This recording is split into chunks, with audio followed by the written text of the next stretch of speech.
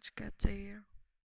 We're gonna look at Sherlock Holmes Chapter 1, Specialty Case Series, where I give you a more in-depth look into the game itself. Gonna check out John's diary, this time heritage and then memories. So as you are playing the game, you will face solving cases. You sometimes get memories from Sherlock when he was younger. So we're gonna go through them. I'm gonna narrate them so you can just listen to them. So the first one, partner crime. So nice to bump into old friend, wouldn't you? He was glad to see Sherry and me.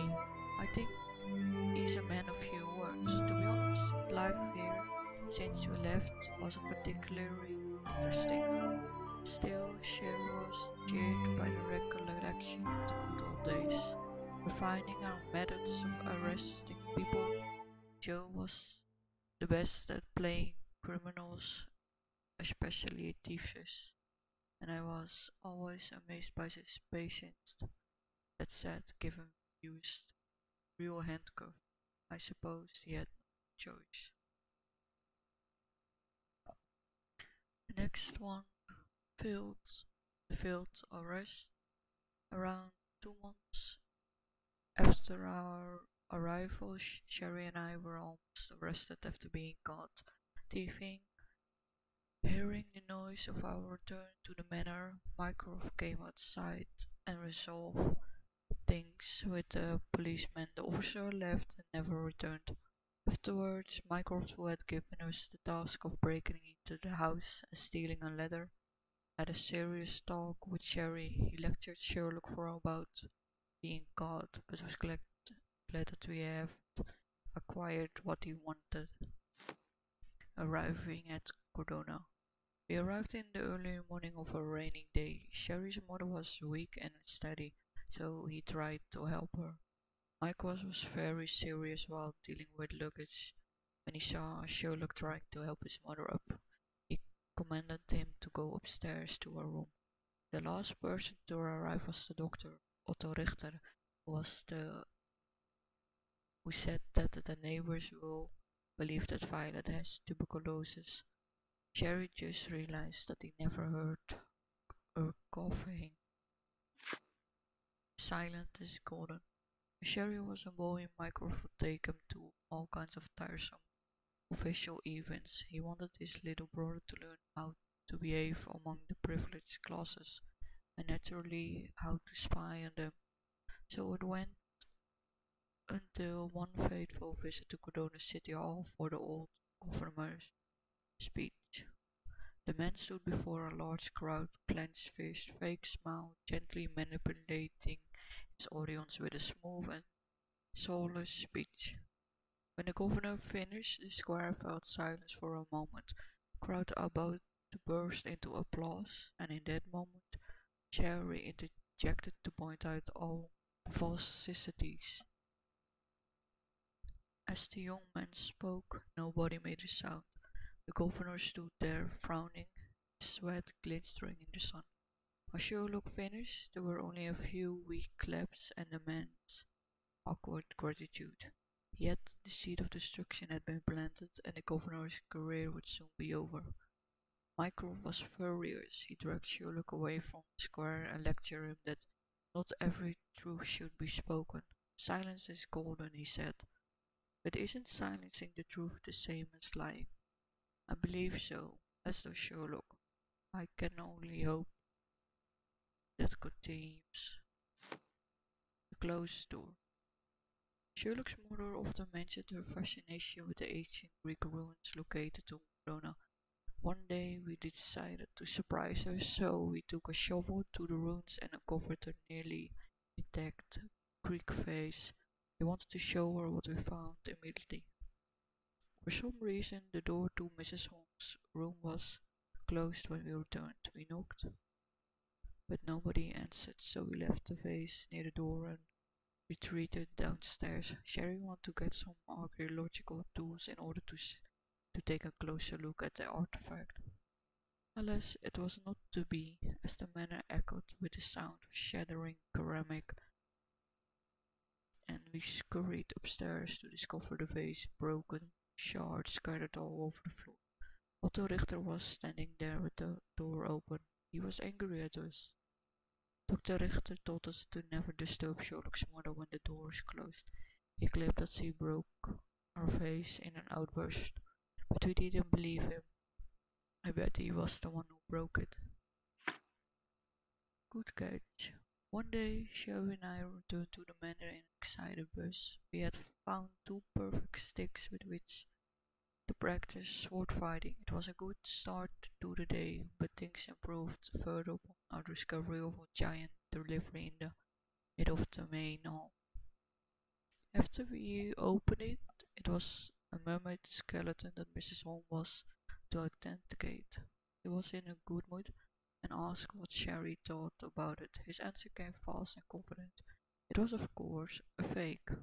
His mother was pleased, and in the moment I swear you could see the happiness radiating off Sherry.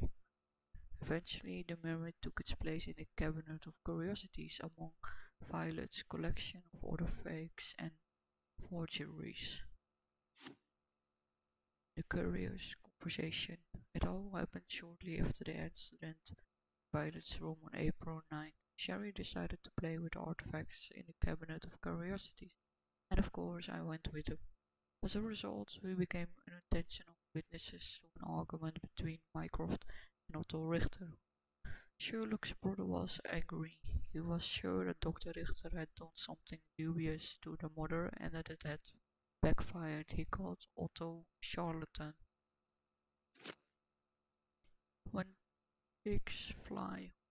One marvelous evening I defeated Sherry in a sword fight, a rare accomplishment. As my prize I made him join me on a fairy hunt. Sherlock didn't share my enthusiasm, as he pretends not to believe in fairies, but I knew exactly what to do. We disguised ourselves, found an iron cage big enough to capture a sprite, and laid out warm milk and honey as bait. And it worked. After 2 hours laying in wait, we spotted movement in the bushes. The fairies had appeared at last. Oh, that was I thought. Alas, it was just Isolda the pig, who had caught a whiff of the milk and honey. She gobbled up every last drop and then fled as fast as she came. Isolda belonged to Mr. Sim in Miner's End, but she would always get free, and at least twice a month we see him wandering Cordona, to find her. She would turn up in an impossible places, so perhaps in some way she was a little bit magic too. Riding down the handrails. Sherry and I used to ride down the staircase handrails in the main hall. It was the fastest way down and the most fun. Mycroft hated it, but he couldn't stop us doing it. Carpenters had to repair the handrails several times. A moment of reflection. In a rare moments of lucidity, Sherlock's mother always wanted to spend time with him. One day she found us preparing for a play, and she helped us apply the stage makeup in front of the mirror. Mycroft wanted to join us, but she refused. He didn't show it, but I know he was upset. Violet always paid more attention to Sherry because he was younger.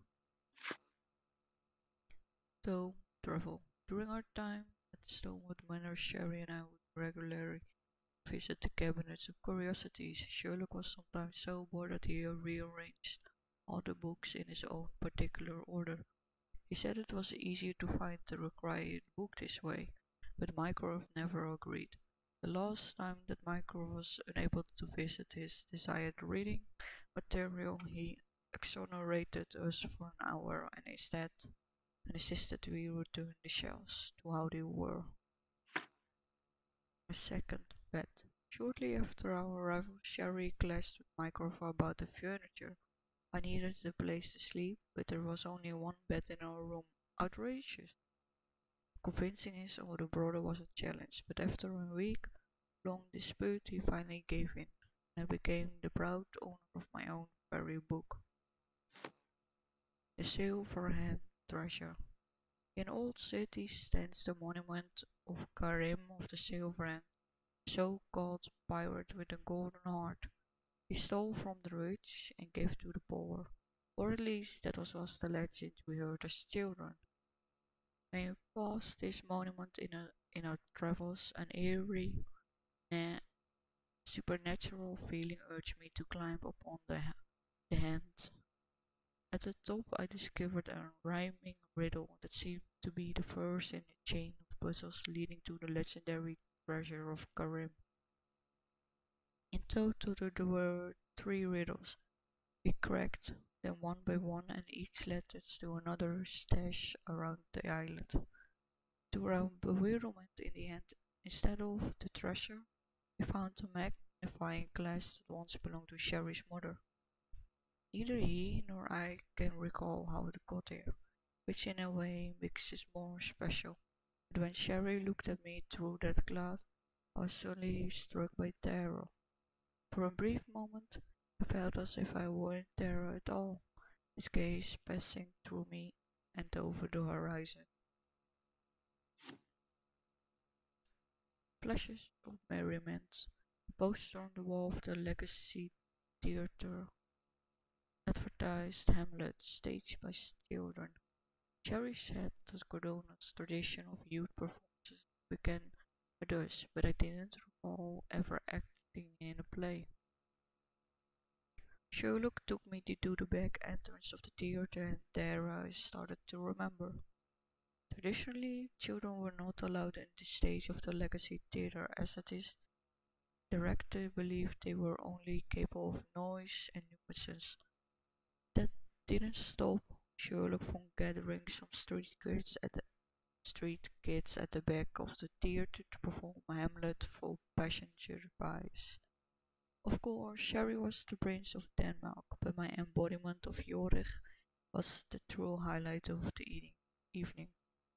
We attracted a considerable audience, and the crowd was ecstatic by the end. Oh, what a success! The director, having witnessed the performance, softened his stance and started the youth theatre program. Not long after, Sherlock's mother passed, and we left Cordona without ever stepping foot on the stage. Yet I see that natural-born actor every time. Every time Sherry dons in disguise for a case. I once asked Sherlock if he ever considered pursuing a real career in the arts. This is what he said. Verbatim, treating the boards is a way of revealing the beautiful truths to the world, John, but I rather reveal the ugly ones. Suppose girl of Siger Holmes. Cordona is a burial ground for many secrets. Sherry and I hid one here too. When we were boys, we found a human skull. It was most likely the skull of a knight hospitaller that died during the siege of the fortress of the Holy Spirit. But I invented the story that it was actually the skull of Sherlock's father, Siger Holmes. Mr. Holmes died when Sherlock was 6, and 3 years later, he still hadn't fully processed his father's passing. This small fiction offered my brother Sherry a ritual to let go of his sorrow. He buried his skull beneath the old city walls. I think it helped.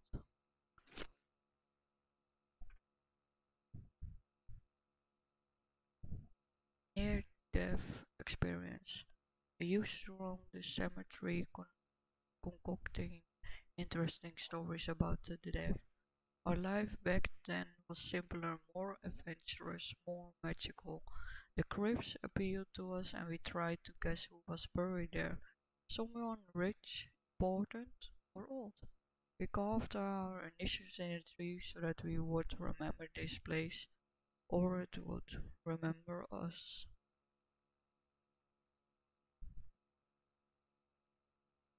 So, this was John's diary, heritage, and the memories of Sherlock when he was younger.